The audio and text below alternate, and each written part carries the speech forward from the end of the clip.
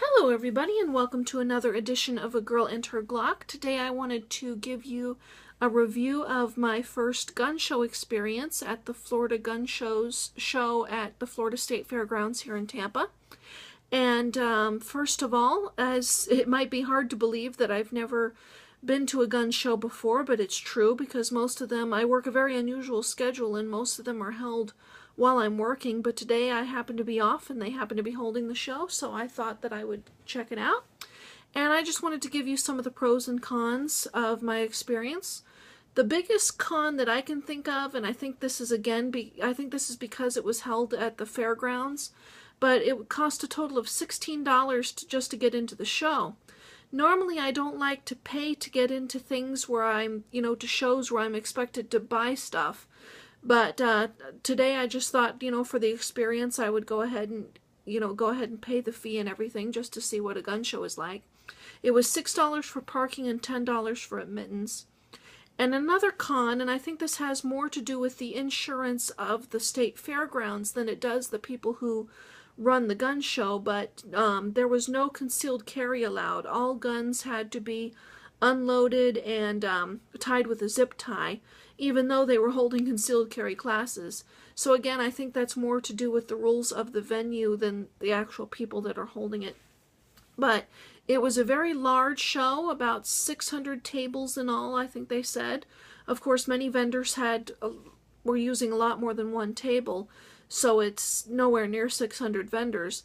But it was very well attended, quite crowded. If you've ever been to like a sci-fi convention or anything like that, you know that you can't move without hitting somebody, and that's the way it was in this crowd.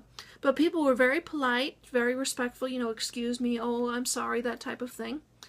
And you had a whole bunch of vendors selling a lot of different things. I saw, of course, a lot of people selling guns and ammo there. They had a lot of rare ammo for sale.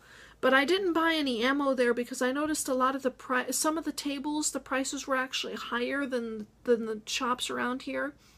But like I said, you could get a lot of ammo that's hard to find everywhere. 22 long rifle was in abundance. They had a whole bunch of things for the rare and antique guns, which I liked. Then they had people, of course, they had NRA representatives there. They had people selling custom holsters and also knives and stun guns and pepper spray and police gear and things like that. And unfortunately, I didn't have a whole lot of money because I just bought my new SIG, which I again shot today, 200 rounds through it so far without any sort of hiccup. I absolutely love the gun. But I did manage to pick up a couple of things which I will show to you. And the first one is this hair feather. And I bought this because I am actually of Eastern Cherokee and Lakota Sioux heritage. And I'm very proud to be Native, and I love to wear, items made by Native artisans. And this, I found this one booth which was being run by this American Indian man.